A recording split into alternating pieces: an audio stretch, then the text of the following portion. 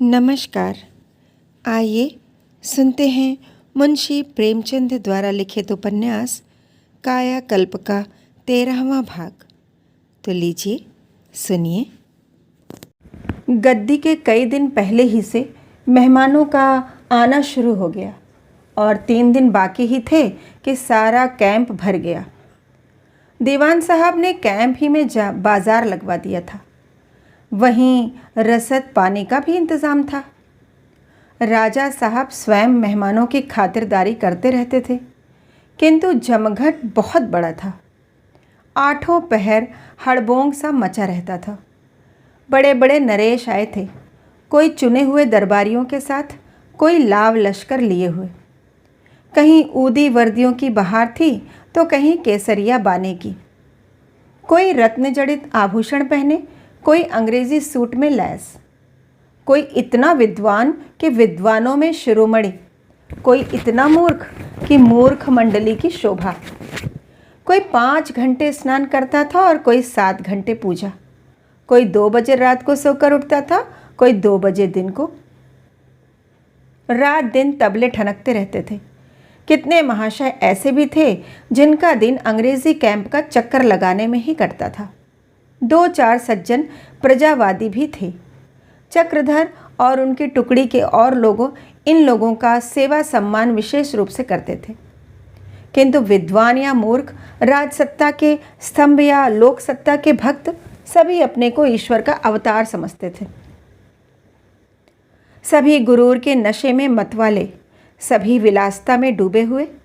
एक भी ऐसा नहीं जिसमें चरित्र बल हो, सिद्धांत प्रेम हो, मर्यादा भक्ति हो। नरेशों की सम्मान लालसा पग पग पर अपना जलवा दिखाती थी। वह मेरे आगे क्यों चले, उन्हें मेरे पीछे रहना चाहिए था। उनका पूर्वज हमारे पुरखाओं का करदाता था। बातें करने में, अभिवादन में, भोजन करने के लिए बैठने में, महफिल में पान और इलायची लेने में यही अनैक्य और द्वेष का भाव प्रकट होता रहता था। राजा विशाल सिंह और कर्मचारियों का बहुत सा समय चिरौरी विनती करने में कट जाता था। कभी कभी तो इन महान पुरुषों को शांत करने के लिए राजा साहब को हाथ जोड़ना और उनके पैरों पर सिर रखना पड़ता था। दिल में पछताते थे कि व्यर्थ ही यह आडंबर रचा। भगवान किसी भांति कुशल से यह उत्सव समाप्त कर दे। अब कान पकड़े कि ऐसी भूल कभी न होगी। किसी अनिष्ट की शंका उन्हें हर दम उद्गिन्न रहती थी। मेहमानों से तो कांपते रहते थे, पर अपने आदमियों से ज़रा ज़रा सी बात पर बिगड़ जाते थे। जो मुंह में आता बक डालते। अगर शांति थी तो अंग्रेज़ी कैंप में न नौकरों में तकरार थी, न बाजार वालों से जूती पैजार थी। सबकी चाय का एक समय, डिनर का एक समय, विश्राम का एक समय, मनोरंजन का एक समय। सब एक साथ थिएटर देखते, एक साथ हवा खाने जाते। न बाहर गंदगी थी, न मन में मलिनता। नरेशों के कैंप में पराधीनता का राज्य था, अंग्रेजी कैंप में स्वाधीनता का। स्वाधीनता सद्गुणों को जगाती है, पराधीनता दुर्गुणों को। उधर रनिवास में भी खूब जमघट था। महिलाओं का रंग रूप देखकर आंखों में चकाचौंध हो जाती थी। रत्न और कंचन ने उनकी कांति को और भी अलंकृत कर दिया था। कोई पारसी वेश में थी, कोई अंग्रेजी वेश में और कोई अपने ठेठ स्वदेशी ठाठ में। युवतियां इधर उधर चहकती फिरती, प्रौढ़ाएं आंखें मटका रही थीं। वासना उम्र के साथ बढ़ती जाती थी। इसका प्रत्यक्ष प्रमाण आंखों के सामने था। अंग्रेजी फैशन वालियां औरों को गवारीने समझती थीं और गवारीने उन्हें उल्टा कहती थी। मज़ा यह था कि सभी महिलाएं ये बातें अपने महरियों और लौंडियों से भी कहने में संकोच न करती थीं। ऐसा मालूम होता था कि ईश्वर ने स्त्रियों को निंदा और परिहास के लिए ही रचा है।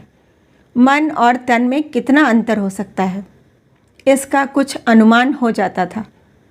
मनोरमा को महिलाओं के सेवा सत्कार का भार सौंपा गया था, किंतु उसे यह चरित्र देखने में विशेष आनंद आता था।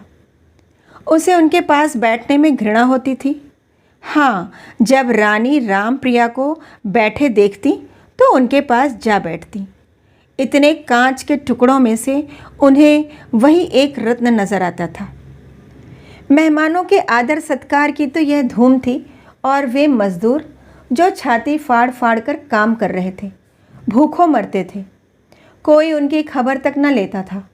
काम लेने को सब थे, पर भोजन के लिए पूछने वाला कोई न था। चमार पहर रात रहे घास छीलने जाते, मेहतर पहर रात से सफाई करने लगते, कहार पहर रात से पानी खींचना शुरू करते, मगर कोई उनका पुरसंगाल न था। चपरासी बात बात पर उन्हें गालियां सुनाते, क्योंकि उन्हें खुद बात बात पर डांट पड़ती थी। चपरासी सहते थे क्योंकि उन्हें दूसरों पर अपना गुस्सा उतारने का मौका मिल जाता था। बेकारों से न सहा जाता था, इसलिए कि उनकी आंतें जलती थीं, दिन भर धूप में जलते, रात भर क्षुधा की आग में। रानी के समय में बेगार इससे भी ज़्यादा ली जाती थी, लेकिन रानी को स्वयं उन्हें खिलाने पिलाने का ख्याल रहता था। बेचारे अब उन दिनों को याद कर कर के रोते थे। क्या सोचते थे क्या हुआ? असंतोष बढ़ता जाता था।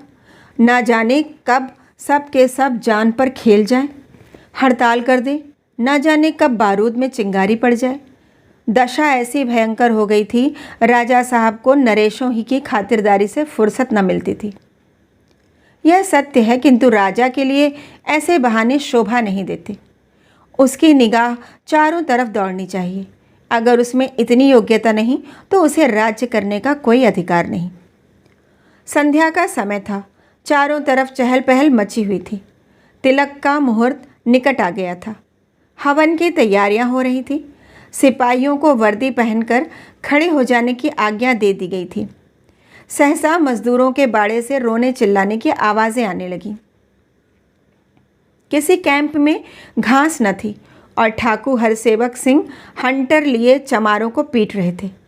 मुंशी वज्रधर की आंखें मारे क्रोध के लाल हो रही थीं। कितना अनर्थ है! सारा दिन गुजर गया और अभी तक किसी कैंप में घास नहीं पहुंची। चमारों का यह हौसला! ऐसे बदमाशों को गोली मार देनी चाहिए। एक चमार बोला, मालिक, आपको अख्तियार है, मार डालिए, मुदा पेट बांधकर काम नहीं होता। चौधरी ने हाथ बांधकर कहा, हुजूर, घास तो रात ही को पहुंचा दी गई थी। मैं आप जाकर रखवा आया था। हाँ, इस बेला अभी नहीं पहुंची। आधे आदमी तो मांदे पड़े हुए हैं, क्या करूं? मुंशी, बदमाश, झूठ बोलता है, सुअर, डैमफूल, ब्लडी रास्केल, शैतान का बच्चा। अभी पोलो खेल होगा, घोड़े बिना खाए कैसे दौड़ेंगे? एक युवक ने कहा, हम लोग तो बिना खाए 8 दिन से घास दे रहे हैं, घोड़े क्या बिना खाए एक दिन भी न दौड़ेंगे? क्या हम घोड़ों से भी गए गुजरे हैं? चौधरी डंडा लेकर युवक को मारने दौड़ा, पर उसके पहले ही ठाकुर साहब ने झपट कर उसे 4-5 हंटर सड़ाप सड़ाप लगा दिए। नंगी देह, चमड़ा फट गया, खून निकल आया। चौधरी ने युवक और ठाकुर साहब के बीच खड़े होकर कहा, हुजूर, क्या मार ही डालेंगे? लड़का है, कुछ अनुचित मुंह से निकल आए तो क्षमा करनी चाहिए। राजा को दयावान होना चाहिए। ठाकुर साहब आपे से बाहर हो रहे थे। एक चमार का यह हौसला कि उनके सामने मुंह खोल सके। वही हंटर तान कर चौधरी को जमाया। बूढ़ा आदमी उस पर कई दिन का भूखा खड़ा भी मुश्किल से हो सकता था। हंटर पड़ते ही जमीन पर गिर पड़ा। बाड़े में हलचल पड़ गई। हजारों आदमी जमा हो गए। कितने ही चमारों ने मारे डर के खुरपी और रस्सी उठा ली थी और घास छीलने जा रहे थे। चौधरी पर हंटा पड़ते देख तो रस्सी खुरपी फेंक दी और आकर चौधरी को उठाने लगे। ठाकुर साहब ने तड़प कर कहा, तुम सब अभी 1 घंटे में घास लाओ, नहीं तो एक एक की हड्डी तोड़ दी जाएगी। एक चमार बोला, हम यहाँ काम करने आए हैं, जान देने नहीं आए हैं। एक तो भूखों मरे, दूसरे लात खाए। हमारा जन्म इसलिए थोड़े ही हुआ है। जिससे चाहे काम करवाइए, हम घर जाते हैं। ठाकुर साहब फिर हंटर फटकार कर बोले, कहाँ भाग कर जाओगे? गांव में घुसने भी ना पाओगे। क्या सरकारी काम को हंसी खेल समझ लिया है? चमार, सरकार, अपना गांव ले लें, हम छोड़कर चले जाएंगे। ठाकुर, खेत छीन लिए जाएंगे, घर गिरा दिए जाएंगे, इस फेर में मत रहना। चमार, आपको अख्तियार है, जो चाहे करें, हमें अब इस राज्य में नहीं रहना है। कुछ हाथ पांव थोड़े ही कटाए बैठे हैं, अगर कहीं ठिकाना न लगेगा तो मिर्च डमरा तो हैं ही। मुंशी, जिसने बाड़े के बाहर कदम रखा उसकी शामत आई, तोप पर उड़ा दूंगा। लेकिन चमारों के सिर पर भूत सवार था। बूढ़े चौधरी को उठाकर सब के सब एक गोल में बाड़े के द्वार की ओर चले। सिपाहियों की कवायद हो रही थी। ठाकुर साहब ने खबर भेजी और बात की बात में उन सब ने आकर बाड़े का द्वार रोक लिया। सभी कैंपों में खलबली मच गई। तरह तरह की अफवाहें उड़ने लगीं। किसी ने कहा चमारों ने दीवान साहब को मार डाला, किसी ने उड़ाया सिपाहियों ने गोली चला दी और 50 चमार जान से मारे गए। चारों तरफ से दौड़ दौड़ कर लोग तमाशा देखने आने लगे। बाड़े का द्वार भेड़ों के बाड़े का द्वार बना हुआ था। भीतर भेड़ें थीं घबराई हुई, बाहर कुत्ते थे झल्लाए हुए। भेड़ें लड़ना नहीं जानती पर प्राण भय से भागना जानती हैं। वे उसी रास्ते से निकलेंगी जो आंखों के सामने है। उस पर कुत्ते हों या शेर, घबराहट में भेड़ों को कुछ नहीं सूझता। सिपाहियों को अपनी वीरता दिखाने का ऐसा अवसर क्यों कभी मिला था? निहत्थों पर हथियार चलाने से आसान और क्या है। सभी संगीन चढ़ाए तैयार थे कि हुक्म मिले और अपने निशानेबाजी के जौहर दिखाएं। राजा साहब अपने खेमे में तिलक के भड़कीले सजीले वस्त्र धारण कर रहे थे। एक आदमी उनकी पाग संवार रहा था। इन वस्त्रों में उनकी प्रतिभा भी चमक उठी थी। वस्त्रों में तेज बढ़ाने वाली इतनी शक्ति है, इसकी उन्हें कभी कल्पना भी न थी। यह खबर सुनी तो तिलमिला गए। वह अपनी समझ में प्रजा के सच्चे भक्त थे। उन पर कोई अत्याचार न होने देते थे। उनको लूटना नहीं, उनका पालन करना चाहते थे। जब वह प्रजा पर इतना प्राण देते थे तो क्या प्रजा का धर्म न था कि वह भी उन पर प्राण देती? और फिर शुभ अवसर पर जो लोग इतने कृतज्ञ हों, उन पर किसी तरह की रियायत नहीं करनी चाहिए। दयालुता दो प्रकार की होती है, एक में नम्रता होती है, दूसरे में आत्म प्रशंसा। राजा साहब की दयालुता इसी प्रकार की थी। उन्हें यश की बड़ी इच्छा थी, पर यहाँ इस शुभ अवसर पर इतने राजाओं रईसों के सामने ये दुष्ट लोग उनका अपमान करने पर तुले हुए थे। यह उन पाजियों की घोर नीचता थी और इसका जवाब सिवा और कुछ नहीं था कि उन्हें खूब कुचल दिया जाए था। सच है, सीधे का मुंह कुत्ता चाटता है। मैं जितना ही इन लोगों को संतुष्ट रखना चाहता हूँ, उतना ही ये लोग शेर हो जाते हैं। चलकर अभी इन्हें इसका मज़ा चखाता हूँ।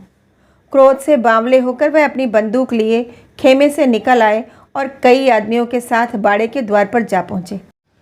चौधरी इतनी देर में झाड़ पोंछ कर कर उठ बैठा था। राजा को देखते ही रोकर बोला, दुहाई है महाराज की, सरकार, बड़ा अंधेर हो रहा है, गरीब लोग मारे जाते हैं। राजा, तुम सब पहले बाड़े के द्वार से हट जाओ, फिर जो कुछ कहना है मुझसे कहो। अगर किसी ने बाड़े के बाहर पांव रखा तो जान से मारा जाएगा। दंगा किया तो तुम्हारी जान की खैरियत नहीं। चौधरी सरकार ने हमको काम करने के लिए बुलाया है कि जान लेने के लिए। राजा, काम ना करोगे तो जान ली जाएगी। चौधरी, काम तो आपका करे, खाने किसके घर जाएं? राजा, क्या बेहुदा बातें करता है, चुप रहो। तुम सब के सब मुझे बदनाम करना चाहते हो। हमेशा से लात खाते चले आए हो और वही तुम्हें अच्छा लगता है। मैंने तुम्हारे साथ भलमनसी का बर्ताव करना चाहा था, लेकिन मालूम हो गया कि लातों के देवता बातों से नहीं मानते। तुम नीच हो और नीच लातों के बगैर सीधा नहीं होता। तुम्हारी यही मर्जी है तो यही सही। चौधरी, जब लात खाते थे तब खाते थे, अब न खाएंगे। राजा, क्यों, अब कौन सुरखाब के पर लग गए हैं? चौधरी, वह समय ही लद गया है। क्या अब हमारी पीठ पर कोई नहीं कि मार खाते रहें और मुँह न खोलें? अब तो सेवा समिति हमारी पीठ पर है। क्या वह कुछ भी न्याय न करेगी? हमारी राय से मेंबर चुने जाते हैं, क्या कोई हमारी फरियाद न सुनेगा? राजा, अच्छा, तो तुझे सेवा समिति वालों का घमंड है। चौधरी: हाँ है, वह हमारी रक्षा करती है तो क्यों ना उसका घमंड करे। राजा साहब होंठ चबाने लगे। तो यह समिति वालों की कारस्तानी है। चक्रधर मेरे साथ कपट चाल चल रहे हैं। लाला चक्रधर, जिसका बाप मेरी खुशामद की रोटियां खाता है, जिसे मित्र समझता था, वही आस्तीन का सांप निकला। देखता हूँ वह मेरा क्या कर लेता है। एक रुक्का बड़े साहब के नाम लिख दूँ तो बच्चे के होश ठीक हो जाएं। इन मूर्खों के सिर से यह घमंड निकाल ही देना चाहिए। यह जहरीले कीड़े फैल गए तो आफत मचा देंगे। चौधरी तो ये बातें कर रहा था, उधर बाड़े में घोर कोलाहल मचा हुआ था। सरकारी आदमियों की सूरत देखकर जिनके प्राण पखेरु उड़ जाते थे, वे इस समय निशंक और निर्भय बंदूकों के सामने मरने को तैयार खड़े थे। द्वार से निकलने का रास्ता ना पाकर कुछ आदमियों ने बाड़े की लकड़ियां और रस्सियां काट डाली और हजारों आदमी उधर से भड़भड़ाकर निकल पड़े, मानो कोई उमड़ी हुई नदी बांध तोड़कर निकल पड़े। उसी वक्त एक ओर से सशस्त्र पुलिस के जवान और दूसरी ओर से चक्रधर समिति के कई युवकों के साथ आते हुए दिखाई दिए। चक्रधर ने निश्चय कर लिया था कि राजा साहब के आदमियों को उनके हाल पर छोड़ देंगे, लेकिन यहाँ की खबरें सुन सुनकर उनके कलेजे पर सांप सा लौटता रहता था। ऐसे नाजुक मौके पर खड़े होकर तमाशा देखना उन्हें लज्जाजनक मालूम होता था। अब तक तो दूर ही से आदमियों को दिलासा देते रहे, लेकिन आज की खबरों ने उन्हें आने के लिए मजबूर कर दिया। उन्हें देखते ही हड़तालियों में जान सी पड़ गई, जैसे अबोध बालक अपनी माता को देखकर शेर हो जाए। हजारों आदमियों ने घेर लिया। भैया आ गए, भैया आ गए के ध्वनि से आकाश गूंज उठा। चक्रधर को यहाँ की स्थिति उससे कहीं भयानक जान पड़ी जितना उन्होंने समझा था। राजा साहब की यह जिद कि कोई आदमी यहाँ से जाने न पाए, आदमियों की यही जिद कि अब वह यहाँ एक क्षण भी न रहेंगे। सशस्त्र पुलिस सामने तैयार। सबसे बड़ी बात यह है कि मुंशी वज्रधर खुद एक बंदूक लिए पैंतरे बदल रहे थे, मानो सारे आदमियों को कच्चा ही खाएंगे। चक्रधर ने ऊंची आवाज़ से कहा, क्यों भाइयों, तुम मुझे अपना मित्र समझते हो या शत्रु? चौधरी: भैया, यह भी कोई पूछने की बात है? तुम हमारे मालिक हो, स्वामी हो, सहाय हो। क्या आज तुम्हें पहली ही बार देखा है? चक्रधर: तो तुम्हें विश्वास है कि मैं जो कुछ कहूँगा और करूँगा वह तुम्हारे ही भले के लिए होगा। चौधरी: मालिक तुम्हारे ऊपर विश्वास न करेंगे तो और किस पर करेंगे? लेकिन इतना समझ लीजिए कि हम और सब कर सकते हैं, यहाँ नहीं रह सकते। यह देखिए, कोड़े खाकर यहाँ किसी तरह न रहूँगा। चक्रधर इस भीड़ से निकलकर सीधे राजा साहब के पास आए और बोले, महाराज, मैं आपसे कुछ विनय करना चाहता हूँ। राजा साहब ने त्योरियां बदलकर कहा, मैं इस वक्त कुछ नहीं सुनना चाहता। चक्रधर: आप कुछ न सुनेंगे तो पछताएंगे। राजा: मैं इन सब को गोली मार दूंगा। चक्रधर: दीन प्रजा के रक्त से राज तिलक लगाना किसी राजा के लिए मंगलकारी नहीं हो सकता। प्रजा का आशीर्वाद ही राज्य की सबसे बड़ी शक्ति है। मैं आपका सेवक हूँ, आपका शुभ चिंतक हूँ, इसीलिए आपकी सेवा में आया हूँ। मुझे मालूम है कि आपके हृदय में कितनी दया है और प्रजा से आपको कितना स्नेह है। यह सारा तूफान अयोग्य कर्मचारियों का खड़ा किया हुआ है। उन्हीं के कारण आज आप उन लोगों के रक्त के प्यासे बन गए हैं जो आपकी दया और कृपा के प्यासे हैं। वे सभी आदमी इस वक्त झल्लाए हुए हैं। गोली चलाकर आप उनके प्राण ले सकते हैं, लेकिन उनका रक्त केवल इसी बाड़े में न सूखेगा। यह सारा विस्तृत कैंप उस रक्त से सिंच जाएगा। उसकी लहरों के झोंके से यह विशाल मंडप उखड़ जाएगा और यह आकाश में फहराती हुई ध्वजा भूमि पर गिर पड़ेगी। अभिषेक का दिन दान और दया का है, रक्तपात का नहीं। इस शुभ अवसर पर एक भी हत्या हुई तो वह सहस्त्रों रूप धारण करके ऐसा भयंकर अभिनय दिखाएगी कि सारी रियासत में हाहाकार मच जाएगा। राजा साहब अपने टेक पर अड़ना जानते थे, किंतु इस समय उनका दिल कांप उठा। वही प्राणी जो दिन भर गालियां बकता था, प्रातःकाल कोई मिथ्या शब्द मुंह से नहीं निकालने देता। वही दुकानदार जो दिन भर टेनी मारता है, प्रातःकाल ग्राहक से मेलजोल तक नहीं करता। शुभ मुहूर्त पर हमारी मनोवृत्तियां धार्मिक हो जाती हैं। राजा साहब कुछ नरम होकर बोले, मैं खुद नहीं चाहता कि मेरी तरफ से किसी पर अत्याचार किया जाए, लेकिन इसके साथ ही यह भी नहीं चाहता कि प्रजा मेरे सिर पर चढ़ जाए। इन लोगों को अगर कोई शिकायत थी तो इन्हें आकर मुझसे कहना चाहिए था। अगर मैं न सुनता तो इन्हें अख्तियार था, जो चाहते करते, पर मुझसे न कहकर इन लोगों ने हेकड़ी करनी शुरू की। रात घोड़ों को घास नहीं दी और इस वक्त भागे जाते हैं। मैं यह घोर अपमान नहीं सह सकता। चक्रधर, आपने इन लोगों को अपने पास आने का अवसर कब दिया? आपके द्वारपाल इन्हें दूर ही से भगा देते थे। आपको मालूम है कि इन गरीबों को 1 सप्ताह से कुछ भोजन नहीं मिला। राजा, 1 सप्ताह से भोजन नहीं मिला? यह आप क्या कहते हैं? मैंने सख्त ताकीद कर दी थी कि हर एक मजदूर को इच्छापूर्ण भोजन दिया जाए। क्यों दीवान साहब, क्या बात है? हरि सेवक, धर्म अवतार, आप इन महाशय की बातों में ना आइए। यह सारी आग इन्हीं की लगाई हुई है। राजा को बहकाना और भड़काना इन लोगों ने अपना धर्म बना रखा है। यहाँ से हर एक आदमी को दोनों वक्त भोजन दिया जाता था। मुंशी, दीनबंधु, यह लड़का बिल्कुल नासमझ है। दूसरों ने जो कुछ कह दिया उसे सच समझ लेता है। तुमसे किसने कहा बेटा कि आदमियों को भोजन नहीं मिलता था? भंडारी तो मैं हूँ। मेरे सामने जिस तौलीफ जाती है और मैं पूछ पूछ कर देता था। बारातियों की भी कोई इतनी खातिर न करता होगा। इतनी बात भी न जानता तो तहसीलदारी क्या खाक करता? राजा, मैं इसकी पूछताछ करूँगा। हरिसेवक, हुजूर, इन्हीं लोगों ने आदमियों को उभार कर सरकश बना दिया है। ये लोग सबसे कहते फिरते हैं कि ईश्वर ने सभी मनुष्यों को बराबर बराबर बनाया है।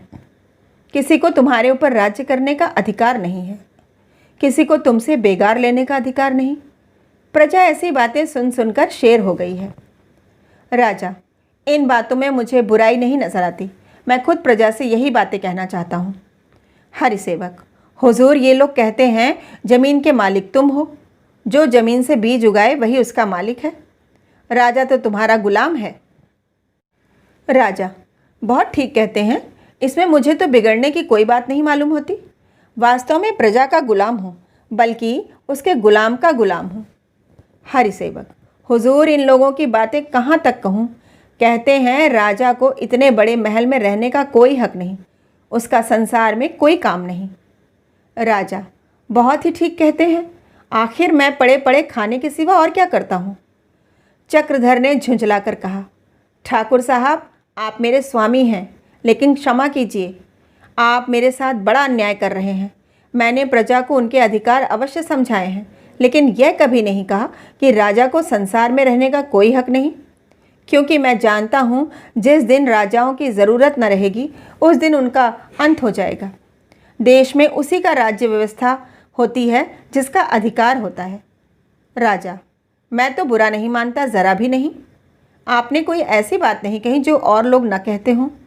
वास्तव में जो राजा के प्रति अपने कर्तव्य का पालन न करे उसका जीना व्यर्थ है। चक्रधर को मालूम हुआ कि राजा साहब मुझे बना रहे हैं। यह अवसर मजाक का न था।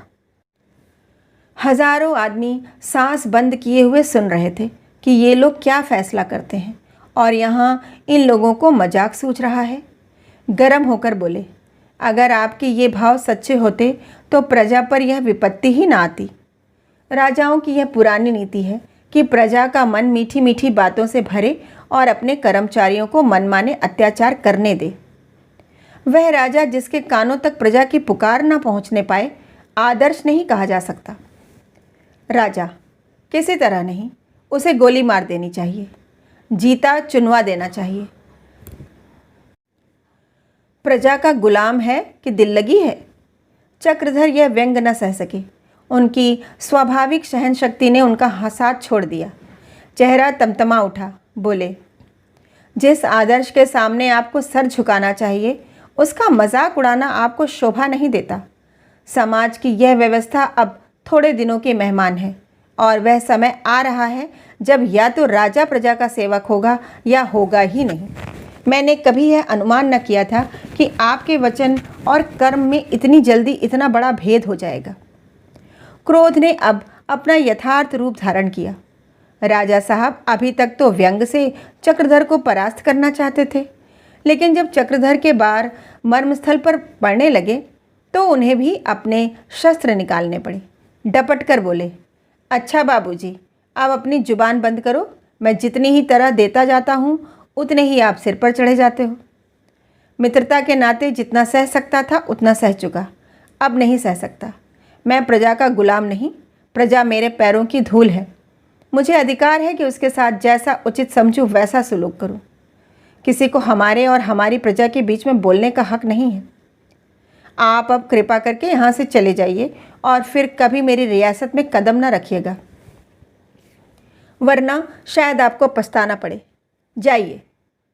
मुंशी वज्रधर की छाती धक धक करने लगी।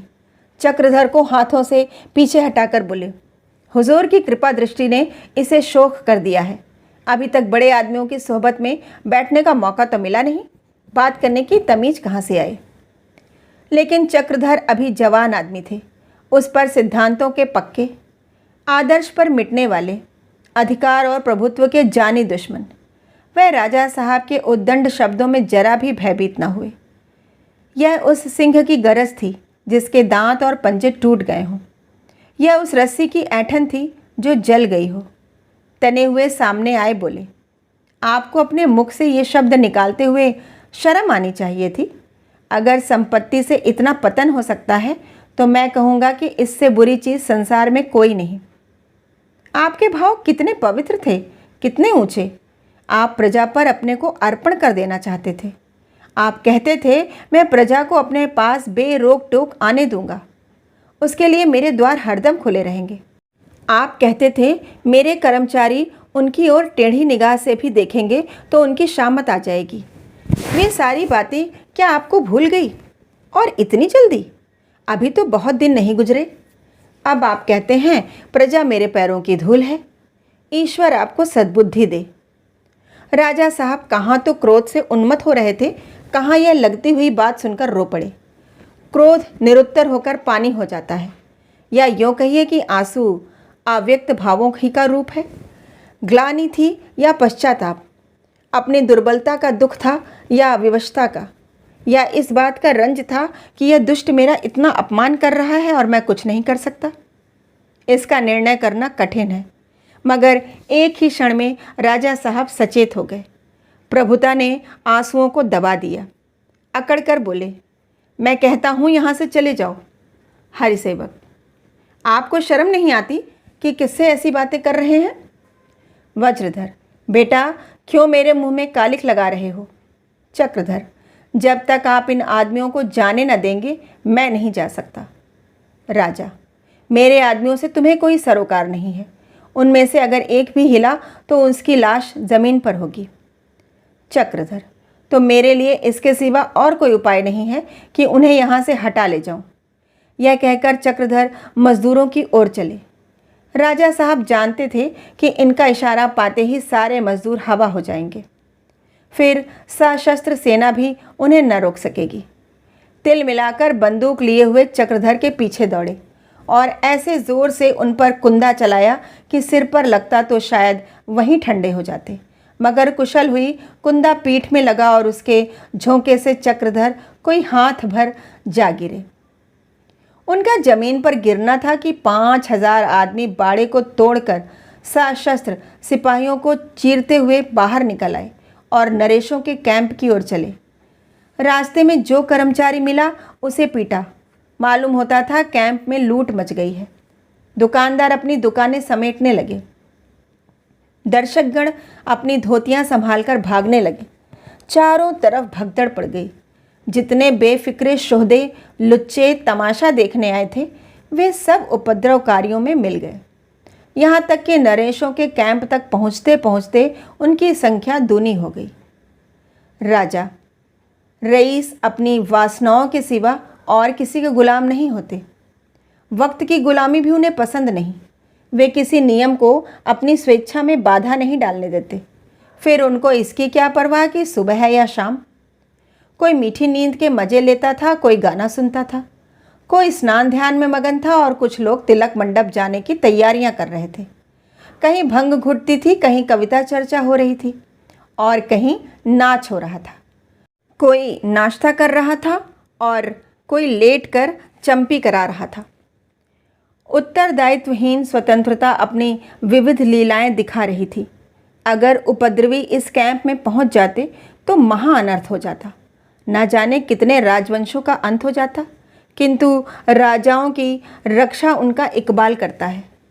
अंग्रेजी कैंप में 10-12 आदमी अभी शिकार खेलकर लौटे थे। उन्होंने जो यह हंगामा सुना तो बाहर निकल आए और जनता पर अंधाधुंध बंदूकें छोड़ने लगे।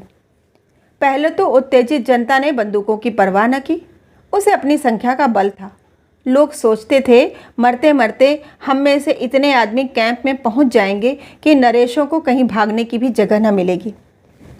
हम सारे प्रांत को इन अत्याचारियों से मुक्त करा देंगे। ये सब भी तो अपनी प्रजा पर ऐसे ही अत्याचार करते होंगे। जनता उत्तेजित होकर आदर्शवादी हो जाती है। गोलियों की पहली बाढ़ाई, कई आदमी गिर गए। चौधरी, देखो भाई, घबराना नहीं, जो गिरता है उसे गिरने दो। आज ही तो दिल के हौसले भी निकले हैं। जय हनुमान की। एक मजदूर, बढ़े जाओ, अब मार लिया है आज ही तो। उसके मुंह से पूरी बात भी न निकलने पाई थी कि गोलियों की दूसरी बाढ़ आई और कई आदमियों के साथ दोनों नेताओं का काम तमाम कर गई। एक क्षण के लिए सबके पैर रुक गए। जो जहाँ था वहीं खड़ा रह गया। समस्या थी कि आगे जाए या पीछे। सहसा एक युवक ने कहा, मारो, रुक क्यों गए? सामने पहुंचकर हिम्मत छोड़ देते हो। बढ़े चलो, जय दुर्गा माई की। दूसरा बोला, आज जो मरेगा वह वैकुंठ में जाएगा। बोलो हनुमान जी की जय। उसे भी गोली लगी और चक्कर खाकर गिर पड़ा। इतने में दीवान साहब बंदूक लिए पीछे दौड़ते हुए पहुँचे। गुरु सेवक भी उनके साथ थे। दोनों एक दूसरे रास्ते से कैंप के द्वार पर पहुँच गए थे। हरि सेवक, तुम मेरे पीछे खड़े हो जाओ और यहीं से निशाना लगाओ। गुरु सेवक, अभी फायर न कीजिए, मैं ज़रा इन्हें समझा लूँ।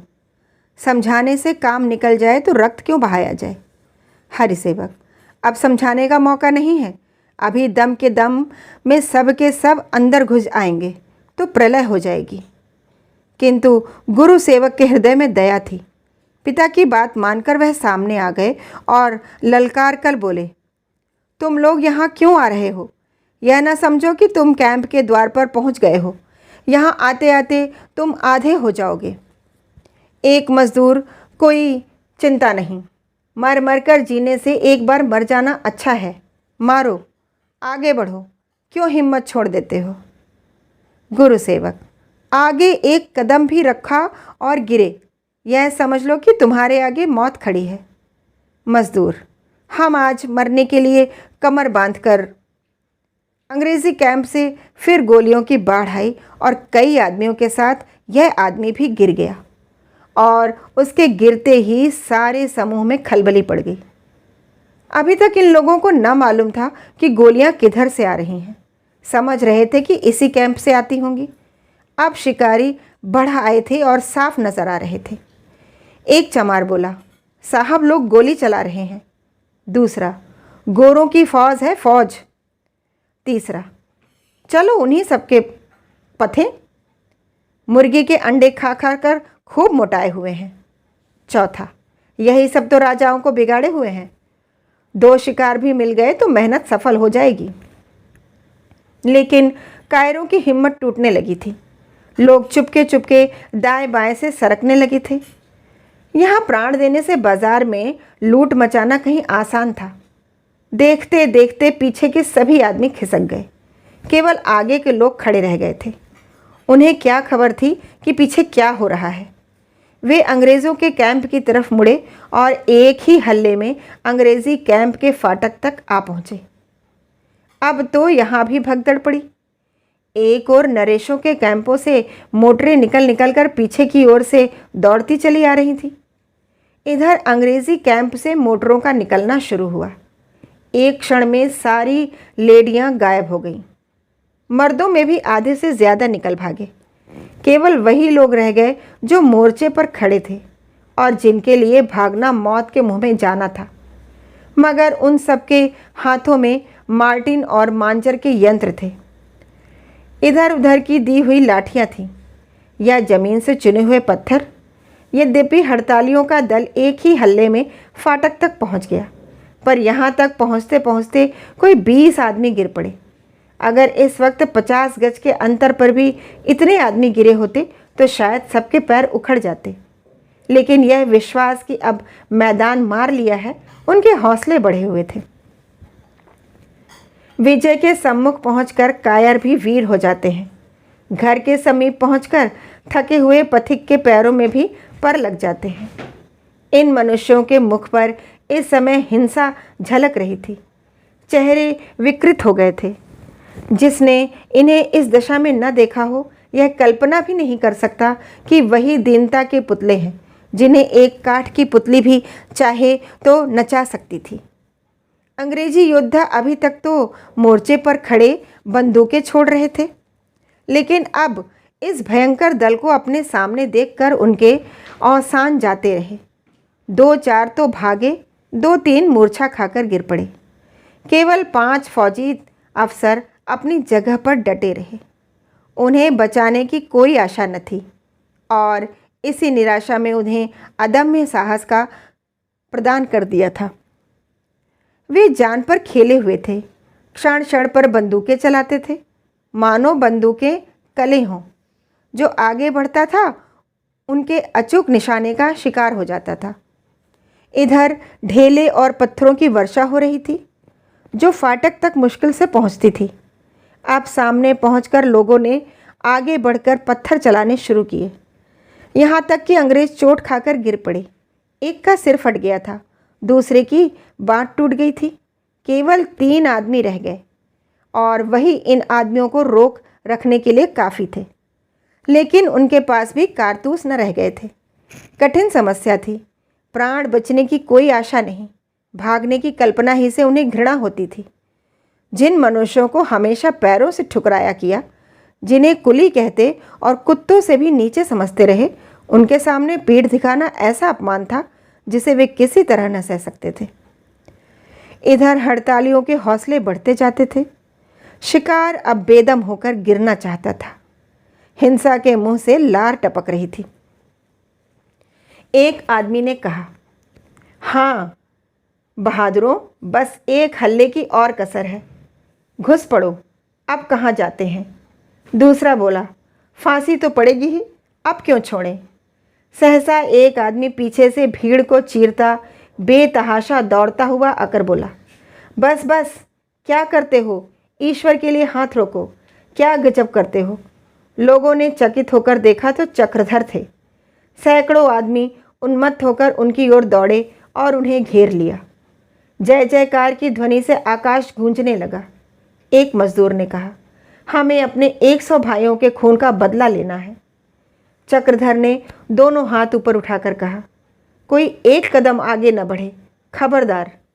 मजदूर, यारों, बस एक हल्ला और।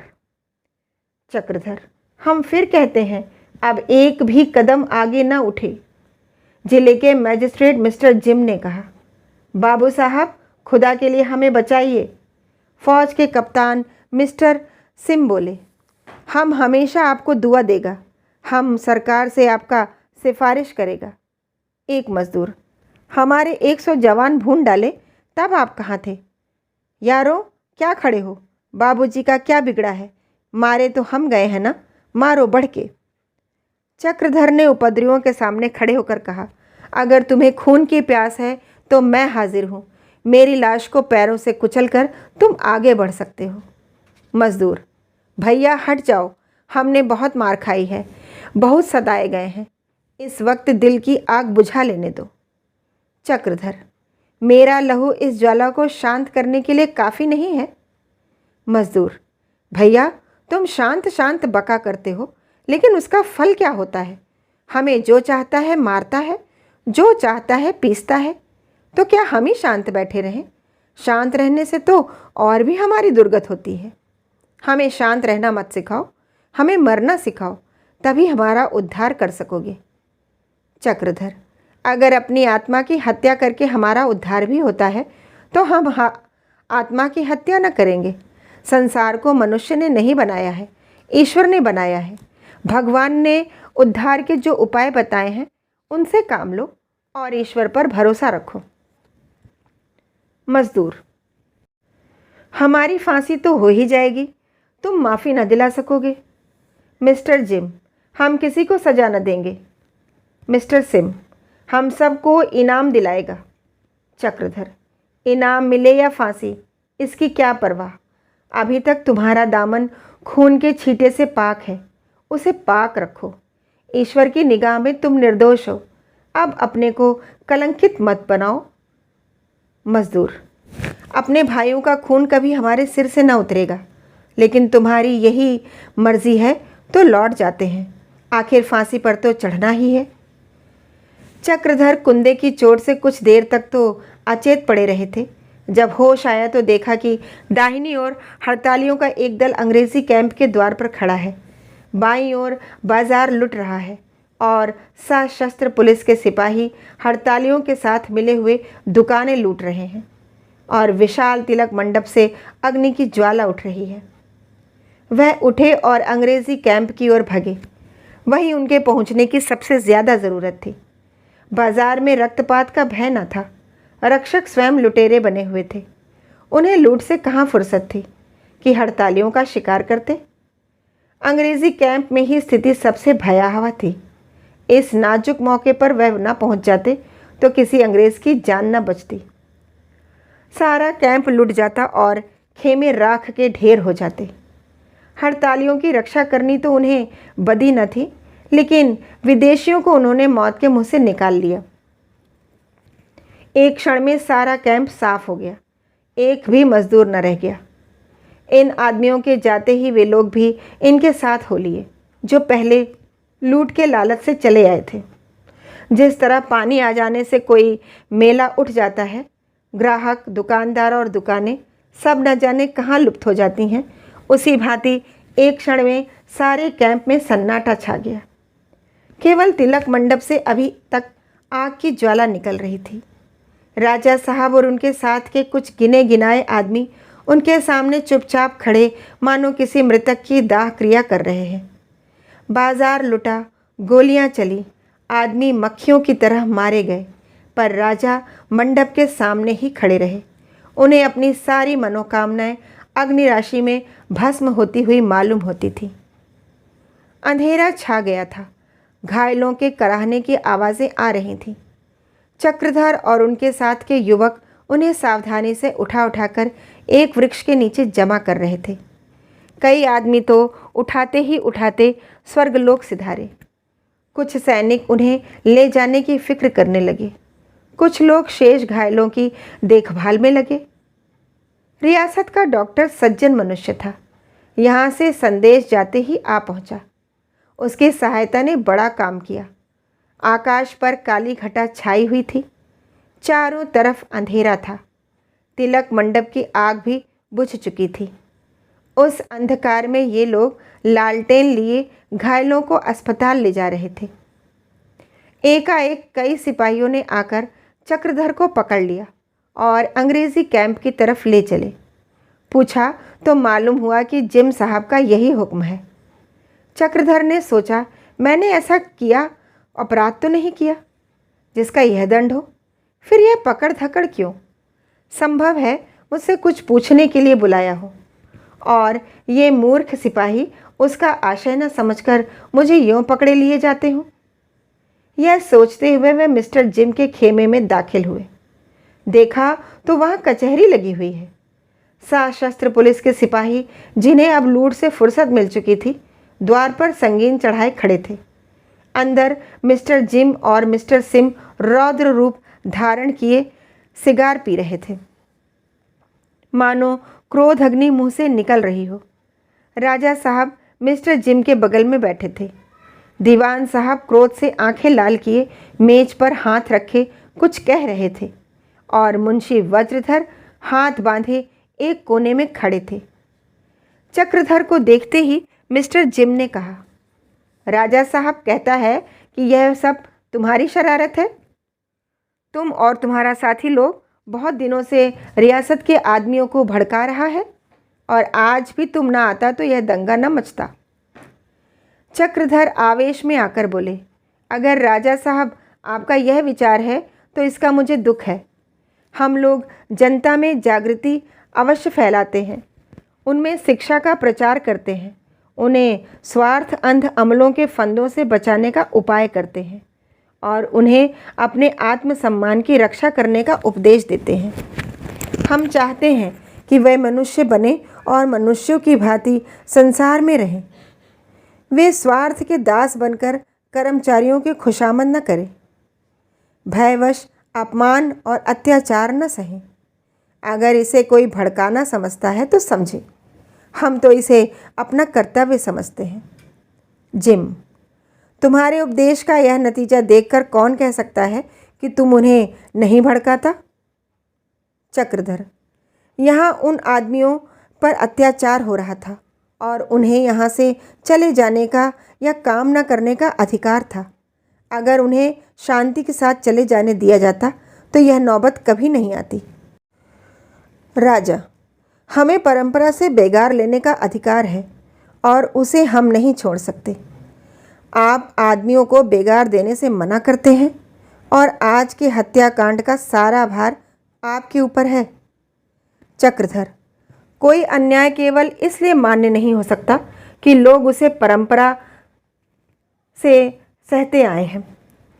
जिम, हम तुम्हारे ऊपर बगावत का मुकदमा चलाएगा। खतरनाक आदमी है। राजा, हुजूर, मैं इनके साथ कोई सख्ती नहीं करना चाहता, केवल यह प्रतिज्ञा लिखना चाहता हूँ कि यह अथवा इनके सहकारी लोग मेरी रियासत में ना आए। चक्रधर, मैं ऐसी प्रतिज्ञा नहीं कर सकता। दीनों पर अत्याचार होते देखकर दूर खड़े रहना वह दशा है जो हम किसी तरह नहीं सह सकते। अभी बहुत दिन नहीं गुजरे कि राजा साहब के विचार मेरे विचारों से पूरे पूरे मिलते थे।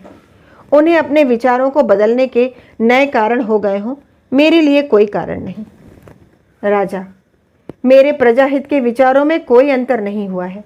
मैं अब भी प्रजा का सेवक हूँ, लेकिन आप उन्हें राजनीतिक यंत्र बनाना चाहते हैं और इसी उद्देश्य से आप उनके हित चिंतक बनते हैं। मैं उन्हें राजनीतिक में नहीं डालना चाहता। आप उनके आत्मसम्मान की रक्षा करते हैं और मैं उनके प्राणों की। बस आपके और मेरे विचारों में केवल यही अंतर है। मिस्टर जिम ने सब इंस्पेक्टर से कहा, इनको हवालात में रखें, कल इजलास पर पेश करो। वज्रधर ने आगे बढ़कर जिम के पैरों पर पगड़ी रख दी और बोले, हुजूर, यह गुलाम का लड़का है। हुजूर, इसकी जान बख्शी करें। हुजूर का पुराना गुलाम हूँ। जब खुर्जे में तहसीलदार था तब हुजूर से सनद अता फरमाई थी। मिस्टर जिम, ओ तहसीलदार साहब, यह तुम्हारा लड़का है? तुमने उसको घर से निकाल क्यों नहीं दिया? सरकार तुम्हें इसलिए पेंशन नहीं देता कि तुम बागियों को पालो। हम तुम्हारा पेंशन बंद कर देगा। पेंशन इसलिए दिया जाता है कि तुम सरकार का वफादार नौकर बना रहे। वज्रधर, हुजूर मेरे मालिक हैं, आज इसका कसूर माफ़ कर दिया जाए। आज से मैं इसे घर से निकलने ही न दूंगा। चक्रधर ने पिता को तिरस्कार भाव से देखकर कहा, आप क्यों ऐसी बातों से मुझे लज्जित करते हैं? मिस्टर जिम और राजा साहब मुझे जेल के बाहर भी कैद रखना चाहते हैं। मेरे लिए जेल की कैद इस कैद से कहीं आसान है। वज्रधर, बेटा, मैं अब थोड़े ही दिनों का मेहमान हूँ। मुझे मर जाने दो, फिर तुम्हारे जी में जो आए करना। मैं मना करने ना आऊँगा। हरिसेवक, तहसीलदार साहब, आप व्यर्थ हैरान होते हैं। आपका काम समझा देना है। वह समझदार है, अपना भला बुरा समझ सकते हैं। जब वह खुद आग में कूद रहे हैं तो आप कब तक रोक पाएंगे? वज्रधर, मेरी यह अर्ज है हुजूर कि मेरी पेंशन पर रेप ना आए। जिम, तुमको इस मुकदमे में शहादत देना होगा। तुमने अच्छा शहादत दिया तो तुम्हारा पेंशन बहाल रखा जाएगा। चक्रधर, लीजिए, आपकी पेंशन बहाल हो गई। केवल मेरे विरुद्ध गवाही भर दे दीजिएगा। राजा, बाबू चक्रधर, अभी कुछ नहीं बिगड़ा है।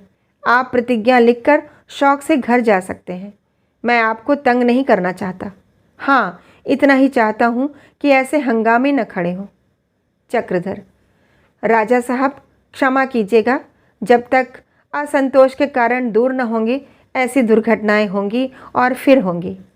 मुझे आप पकड़ सकते हैं, कैद कर सकते हैं। इससे चाहे आपको शांति हो, पर असंतोष अणुमात्र भी कम न होगा, जिससे प्रजा का जीवन असम्य हो गया है। असंतोष को भड़काकर आप प्रजा को शांत नहीं कर सकते। हाँ, कायर बना सकते हैं। अगर आप उन्हें कर्महीन, बुद्धिहीन, पुरुषार्थहीन, मनुष्य का तन धारण करने वाले सियार और सुअर बनाना चाहते हैं तो बनाइए, पर इससे न आपकी कीर्ति होगी, न ईश्वर प्रसन्न होंगे, और न स्वयं आपकी आत्मा ही तुष्ट होगी। धन्यवाद। कल फिर मिलेंगे कायाकल्प के अगले भाग के साथ।